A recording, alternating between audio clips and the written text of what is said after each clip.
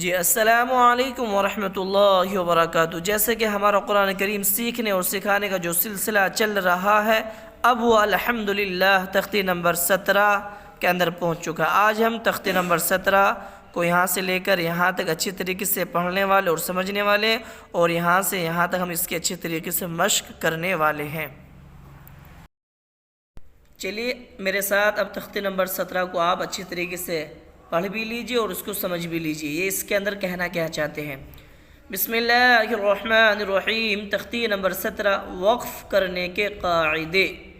اب یہ تو ہمیں پتہ چل گیا ہے کہ وقف کرنے کے قاعدے ہیں۔ وقف کے معنی ٹھہرنا، یعنی قرآن پاک یعنی جو قرآن کریم ہے پڑھتے پڑھتے کس طرح ٹھہرے، یعنی کہ جب ہم قرآن کریم کو پڑھیں گے تو اس کے اندر ہمیں ٹھہرنا بھی پڑے گا، ظاہر سی بات ہے جب ہم پڑھیں گے تو ٹھہریں گے بھی، تو ہم اس کے اندر کس طریقے سے ٹھہر سکتے ہیں، اس کے اندر اس کو بیان کیا گیا ہے۔ دیکھ لیجئے آپ، وقف کے معنی ٹھہرنے کے کیا معنی ہے؟ وقف کے معنی ٹھہرنا، یعنی قرآن پاک پڑھتے پڑھتے کس طرح ٹھہریں۔ ایسے گول نشان کو آیت کہتے ہیں، یعنی یہ جو گول نشان بنا ہوا ہے کہیں بھی آپ کو ملے گا تو اس کو ہم آیت کہتے ہیں۔ کیا کہتے ہیں؟ اس کو ہم آیت کہتے ہیں۔ نمبر 1، زبر زیر پیش، دو زبر دو زیر دو پیش پر وقف کرنا ہو تو آخری حرف پر جزم دے کر سانس توڑیں، اسی کو وقف کہتے ہیں۔ یعنی کہیں ہمیں وقف کرنا ہو یعنی ٹھہرنا ہو اور وہاں زبر زیر پیش ہو یا دو زبر دو زیر دو پیش ہو، تو ان پر اگر ہم وقف کریں گے اور تو آخری حرف پر ہمیں جزم دے کر سانس توڑیں، یعنی اس کو ہم ساکن کر دیں گے۔ کیا کر دیں گے؟ ہم اس کو ساکن کر دیں گے، اسی کو کیا کہتے ہیں؟ وقف کہتے ہیں۔ پھر دوبارہ دیکھ لیجئے، نمبر 1، زبر زیر پیش، دو زبر دو زیر دو پیش پر وقف کرنا ہو یعنی ٹھہرنا ہو تو آخری حرف پر جزم دے کر سانس توڑ دیں گے، یعنی اس کو ہم ساکن کر دیں گے، اسی کو کیا کہتے ہیں؟ وقف کہتے ہیں۔ کیا کہتے ہیں؟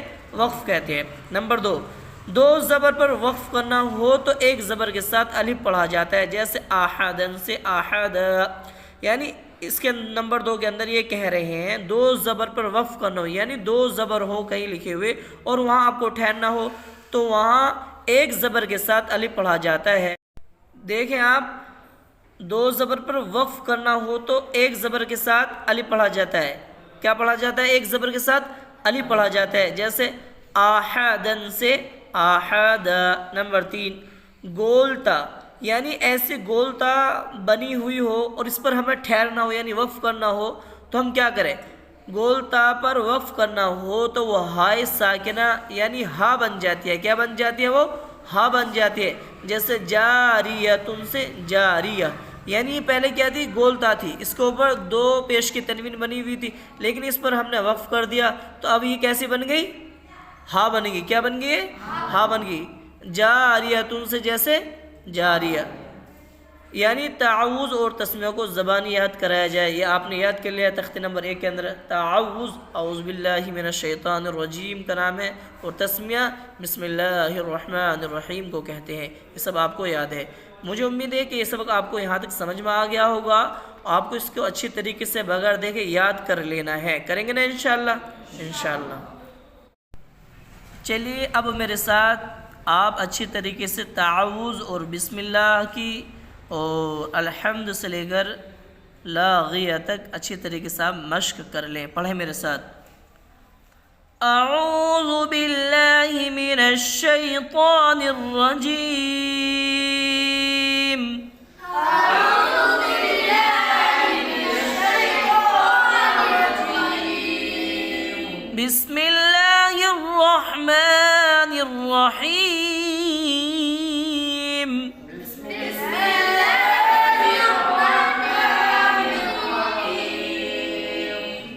الحمد للہ رب العالمین،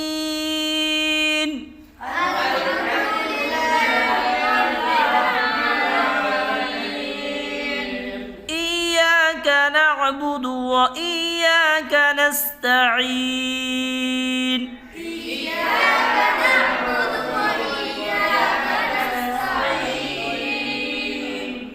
قل هو اللہ احد، ان مع العسر يسرا،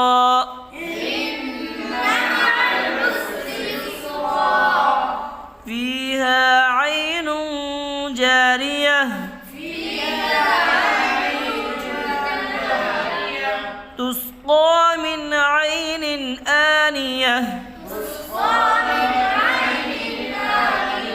لا تسمع فيها لاغية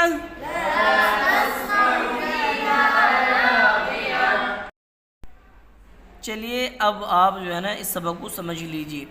اعوذ باللہ من الشیطان الرجیم بسم اللہ الرحمن الرحیم الحمد للہ رب العالمین.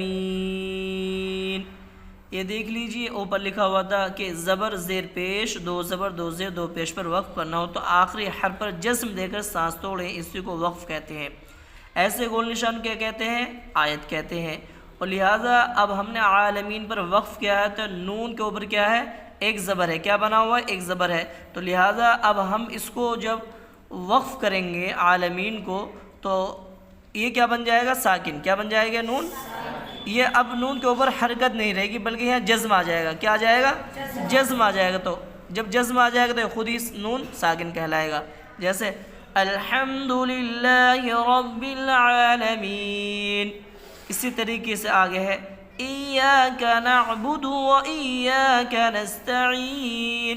یہاں پیش کی حرکت ہے تو یہاں بھی نون ساکن یعنی جزم دے دیں گے. اب نون ساکن بن جائے گا اور یہ نون کے اوپر جو پیش ہے یہ یہاں سے ہٹ جائے گا یعنی حرکت ختم ہو جائے گی.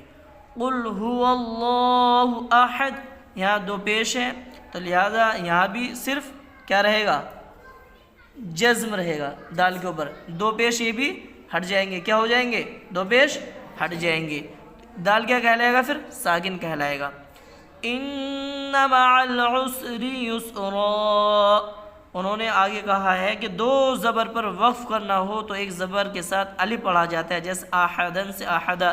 یہاں اب دو زبر ہیں. کیا یہاں دو زبر کی تنوین ہے تو لہٰذا ایسے گول نشان کیا کہتے ہیں؟ آیت کہتے ہیں. ایسے گول نشان کو آیت کہتے ہیں.